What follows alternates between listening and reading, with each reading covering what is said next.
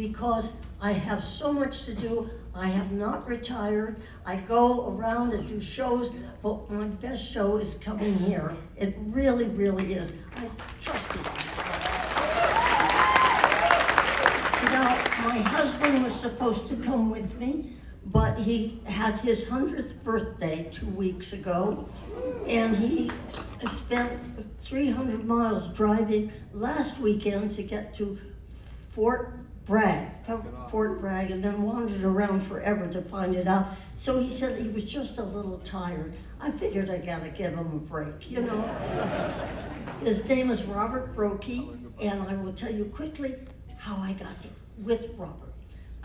Many years ago, when I was 18, I was 18 one time, I think. I'm 96 now, so that's a long time ago. Anyway,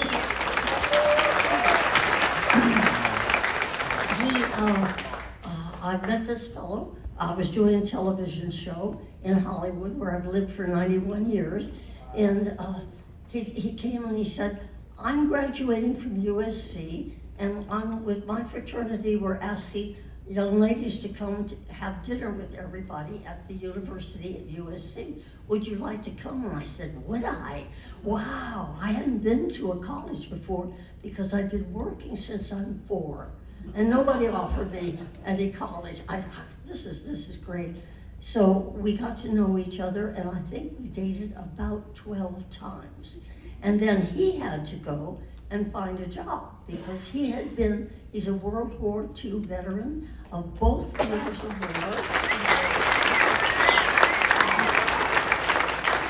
And he was being honored because of that one day, many years later, about 70 years later, he was invited over to be at the celebration of the 75th landing at France to take back Germany and all of Europe. And so he was over, and so he said, I'm going to ride down the street at Amsterdam and see what it's like. Now listen to this. This is super.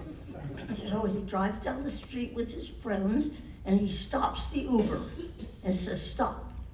And he looked across the street, and there was a sign on a store that said, Tinkerbell's Toys. And he said, did I ever tell you I dated Tinkerbell 70 years ago? And they said, no, tell us. And he said, well, and he told the story about us dating. And what Tinkerbell was doing in Amsterdam, I have no idea. I'm gonna let you know.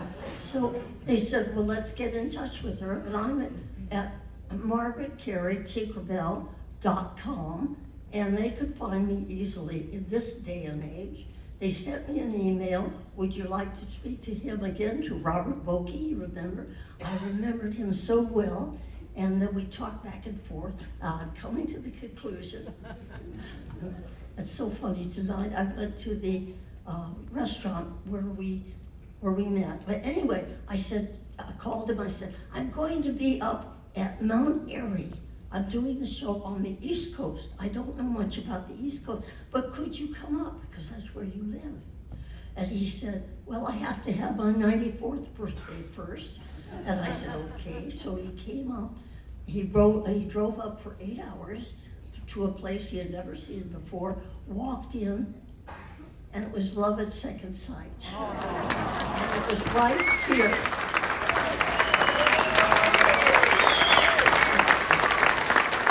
And you know what? I don't know, but there was a newspaper there, reporter there, who took pictures of us, and we have pictures of all of that. And so he helped me with everything. He had never seen Peter Pan. He had never seen the Andy Griffith Show. He had never seen anything that I'd ever done in the movies, but he helped me. And so then he said, we've got to meet tomorrow. I love this part. He said, we've got to meet tomorrow for breakfast. So we went over and met at the, what is the name of that place? You call out the Cracker Barrel, thank you, and for breakfast. And so he's sitting there, and his opening line to me is, I have to buy you a new house. Now, what do you say to that, right? So to make life light, I said, but you have a nice place at Hilton Head or wherever it was. And he said, no, nothing happens there. I see with all the wonderful people here that you need them. They need you. He said, I have to buy you a new house, but it has to be next to a Costco's. I said, what? He said, I shop at Costco. And I said, to make things light, I said, wait a minute, you're telling me you're a member of Costco's? He said, yes. I said, you have a Costco card? He said, yes. Will you let me use your Costco card? I said, yes. I said, will you marry me? He said, we'll have to put that all together. And about 6 months later, we were married on St. Valentine's Day. And it all has to do with this place and these wonderful people. He will come next time, I promise you. He's a great guy. What I wanted to also say about great guys, you all remember Hal Smith in the show. He plays Otis. Well, Hal was a dear, dear friend of mine, and we used to do voiceovers all the time. He did about 1,000 voiceovers, and I did about 300 at different shows that we did. And we were just, starting brand new what it was, but Hal and I had a thing. So one day, I'm standing one side of the microphone, and he's standing on the other side, and we're doing a radio show. And I said, Hal, I'm in trouble. He said, what? He says, they want a German accent here. I don't have a German accent. He says, you do not do a German accent, but people have to fix that. You come with me. You get a sentence. I said, Hal, a sentence? He says, yeah. You say she was looking out the window when I was trying to find her, and you are now talking German. So I said, she was looking at me. So I walked back and I said, with the script, and I read it. I was talking German, and that's how we found out all the accents that people gave up back and forth, and Hal would do that all the time to give his time and effort, and he became a very personal friend of the family, and you would have adored him if you knew him. And this was a story that we're talking accents. I think that you might like that we're going to say to you. This is a story about two twits that are sitting in Great Britain, and they're sitting on the sidewalk, and one of them says, oh, look up there in the sky. And the other one says, yeah, what about it? He says, is that the sun or is that the moon? He says, how should I know? No, it's the sun. I don't think it's the sun. And the two twits sit there and argue with each other about what's up in the sky, and suddenly they see a dowager duchess walking down the street. And she's got furs on, she's got jewelry on. She comes sashaying down the street. He says, I know, all that scared ladyship, she'll know. So he jumps up and he says, a ladyship? And she says, what is it? He says, do you see that ball up in the sky? Yes, I do. What about it?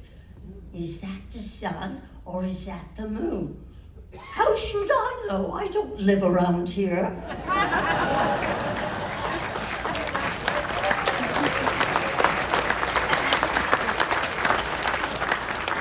And then I would like to tell you, I was adopted when I was 4 and started in show business when I was 4 in The Little Rascals and in Midsummer Night's Dream, yep. And so I've been working 93 years in the business, so that makes me 96. Yeah, that's right. And one of the things that I've forgotten what I was going to say. Well, you're 96, you let me off the hook here.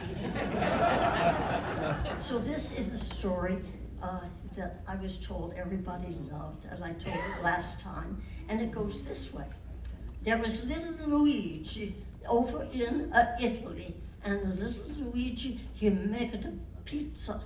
He make the best pizza you can have. Oh, it was so wonderful, but it was so good that one day he get a call from the Pope himself, who tell Luigi what he wants on his pizza, how he wants his pizza, but it has to be hot. He said, oh yes, you Papa, I will bring, just I'll bring it, I'll fix it right.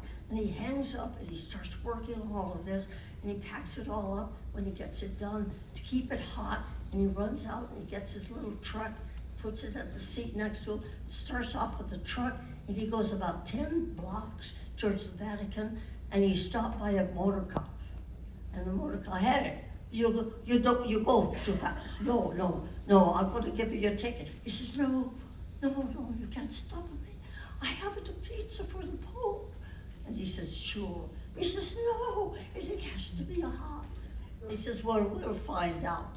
He says, so he puts on the siren, and he takes the little truck right up to the Vatican. Luigi gets out of the steps, runs off to the Vatican, and the policeman stands there and waits. And about, 45 minutes later, Luigi comes out, he's a smile.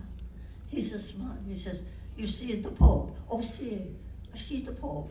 He says, he liked the pizza. He loved the pizza. And it was hot enough? It was hot enough. He says, well, I'm the one that make that happen. I want 50% of your tip from the Pope. He says, what? You want 50% of the tip from the Pope that I see? Okay.